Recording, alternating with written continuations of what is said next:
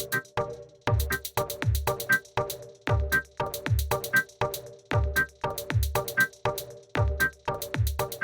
evening, ladies and gentlemen. Thank you very much for attending. My name is Andrew Peters. I'm a lecturer here in Indigenous Studies and Tourism at Swinburne University.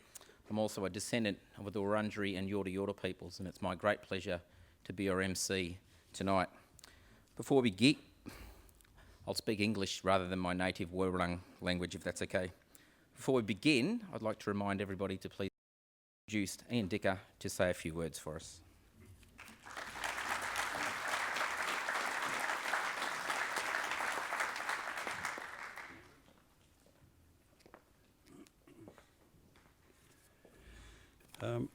Thank you, Andrew, and Chancellor and Vice-Chancellor and guests. I add my welcome to you to tonight, and thank you very much for attending tonight.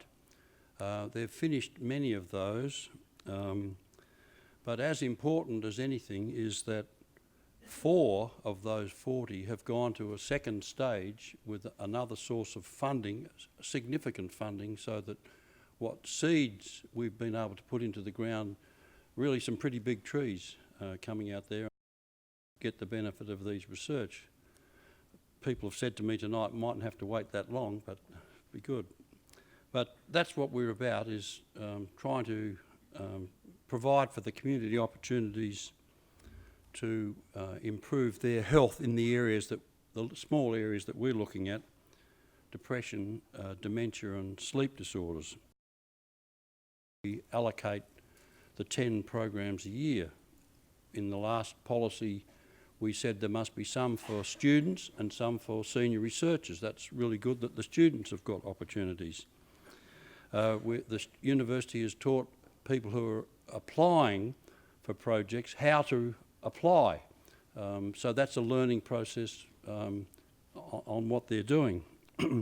They've also learned how to judge those submissions. So I remember one year there were 29 submissions, so they had to judge which 10 got it, and they've got a very well organised program which they put to the safety and productivity every day, sleep loss. Ladies and gentlemen, please join me in welcoming Professor Shantha Rajartnam. Thank you very much.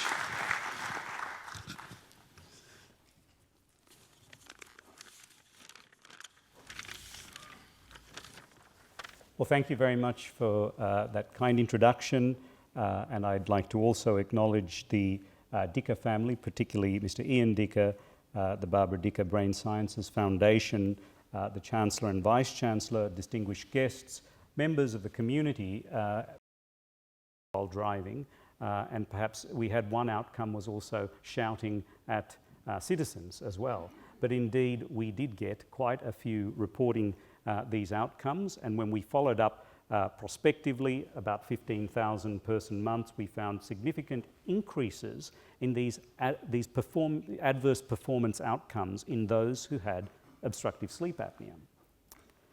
Another example is a study we've just completed and published this year, and again in collaboration with the Division of Sleep Medicine at Harvard Medical School. Here what we did was I worked with a group of legislators as well as the Massachusetts Registry of Motor Vehicles to tackle a problem that had been documented over a number of years in the state of Massachusetts and worldwide, and that is the problem of increased risk of motor vehicle crashes in young people, in 16 and 17-year-old drivers. And one of the factors that's contributing to this risk is the increased propensity to fall asleep at night, the greater vulnerability of young people to fall asleep at night while they're driving. Now, this is one of the contributing factors. What we did was we worked with a group of people to introduce or develop model legislation that included stringent penalties for violating a nighttime driving restriction. There were several other aspects to the legislation as well, but one key aspect was very tough penalties for violating a nighttime driving restriction, so young people aged 16 and 17 could not operate a motor vehicle overnight, and they were deemed unlicensed if they were operating a motor vehicle without a legal guardian or parent in the vehicle. We found, after following up, we looked at motor vehicle crashes over a period of 5 years after implementation of this new legislation. And what we found in the 16 and 17-year-old drivers using a time series analysis is that there was about a 20% reduction in motor vehicle crashes in these young people. Over the 8 years of our study, that would translate to about 320 less accidents that caused fatal or incapacitated in this wonderful country and give their children opportunities. Thank you.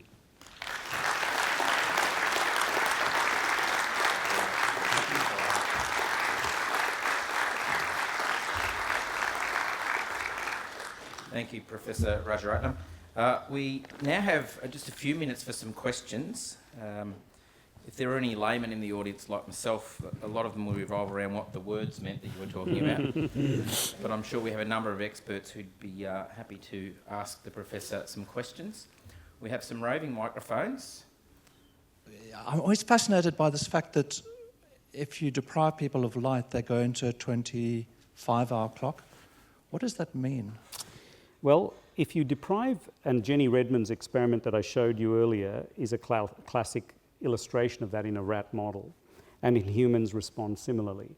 So if you take away the light and dark cycle, our circadian clock in the brain begins to express its own natural periodicity. That is, we have evolved to be organisms that have a day length that actually deviates slightly from 24 hours. Now that has puzzled many, and there have been many explanations for why that is. The majority of people have a clock that's slightly longer than 24 hours. You mentioned 25, that came from an early study that was done in Germany about 50 years ago, and the more recent evidence is that it's actually closer to 24. We think it might be because having a clock that deviates slightly from 24 hours allows for adjustment more easily when there is an environment, a change in the environment. Now, my physicist colleagues that model the circadian timing system tell me this, that if you have an oscillator that deviates slightly from the 24-hour cycle, it needs to be corrected each day, and when there are changes in the environment, like fluctuations in day length, this produces a more stable system and it's able to synchronize more easily to the changes in the environment. That is one theory that has been put forward. I was interested to hear you talk about your family, Professor. I had visions of you watching them sleep night after night, caring your children. I have, and just perhaps if I can mention that, I often in lectures talk about the fact that having children taught me as much as I could possibly learn about sleep and sleep deprivation.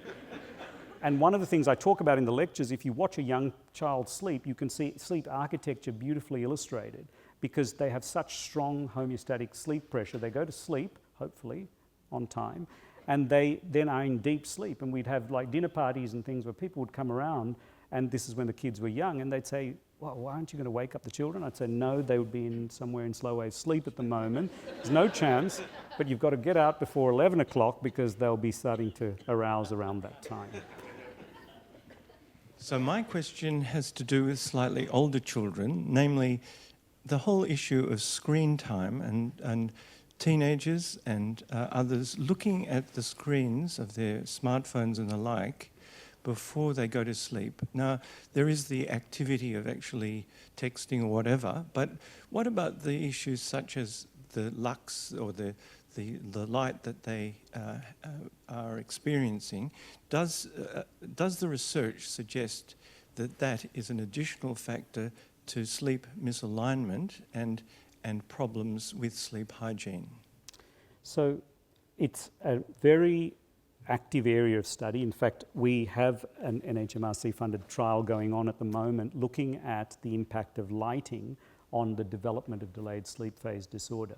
So what we think is happening is that some individuals have a propensity to develop delayed sleep phase disorder, that exposure to light in the evening, which is the time of day that the circadian system is sensitized to light in such a way that it will cause the clock to move to a later time.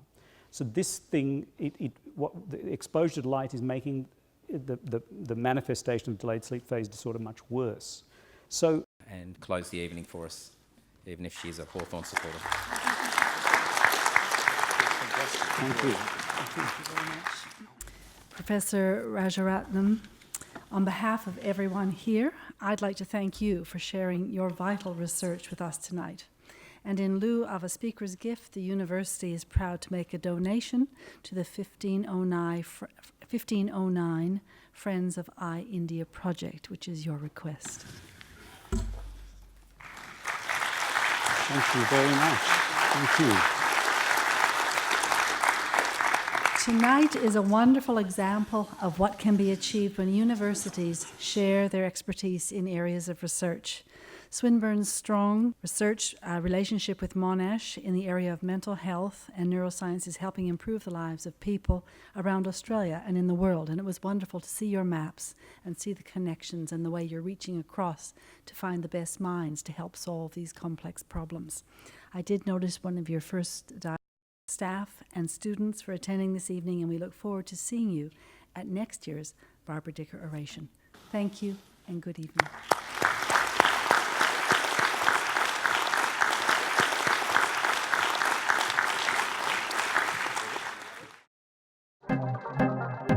This has been a Swinburne production.